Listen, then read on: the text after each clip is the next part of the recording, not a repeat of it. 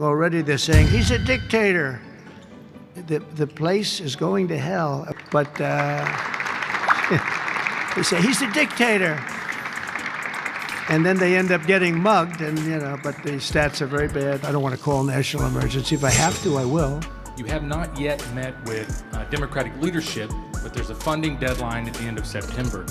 Do you plan to meet with Leader Schumer and Leader Jeffries to discuss that situation? Well, I will, I guess, but it's almost a waste of time to meet because they never approve anything. If we want money to fight crime, if we want money to do only good things, just good things. Let's not even talk about controversial. They don't want to meet about anything. They really are. They're stuck. Probably more, I would say more than half are sane, but they are led by insane people. They say, just say no. They go, oh, just say no. As an example, bail.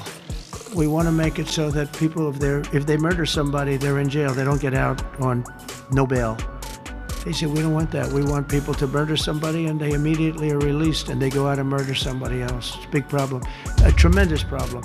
So we're going to meet with them, of course. I'd like to meet with them. I don't believe that anybody is capable of making a deal with these people. They have gone crazy. Go ahead.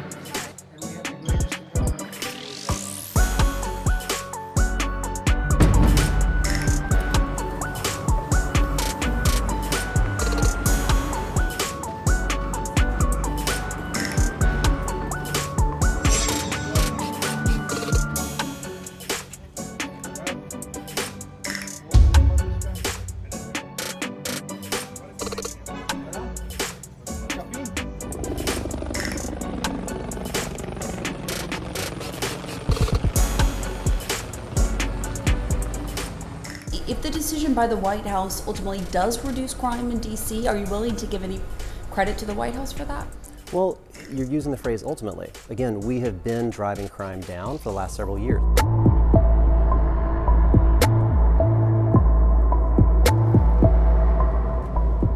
And anyone who wants to tell me that crime is down and that we don't need an emergency focus on crimes of violence, all they need to do is take a look at this and talk to the loved ones and the family members of these individuals, all shot and killed long before their time. No more of this DC, council, if they're under 16 or if they're under 19 or if they're under 25, we'll give them probation. No more. I'm done with that. Press release hailing the drop in crime rates at the end of it.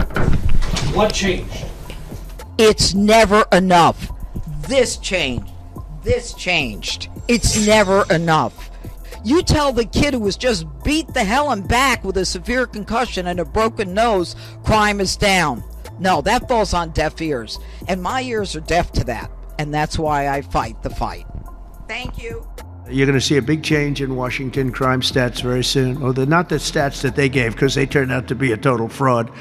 The real stats, the stats went through the roof. They had a man that was forced to put up stats like they were doing better. They're not doing better. Crime is the worst it's ever been, but it started as of about yesterday.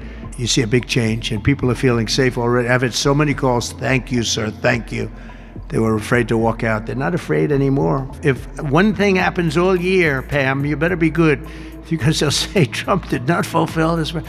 One person gets a little injured by somebody, they'll say Trump did not fulfill his promise. Fighting crime is a good thing. We have to explain. We're going to fight crime. Designer said, we need a quarter of an inch more turn. Some of these out of control, but we're going to put it in control very quickly like we did on the southern.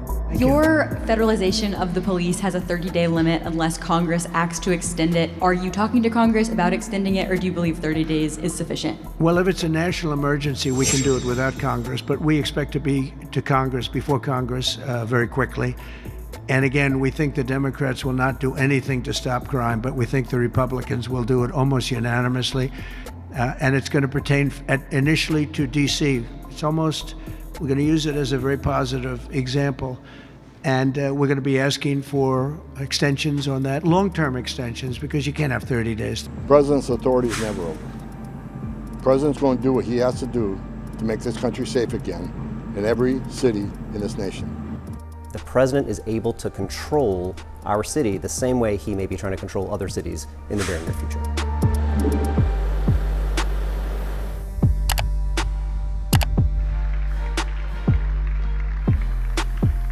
The problem with our criminal justice system in the District of Columbia is because we're not a state, which is of course why we want DC stated, the federal government controls the judiciary. It's actually up to President Trump to appoint the judges that sit on our local superior court.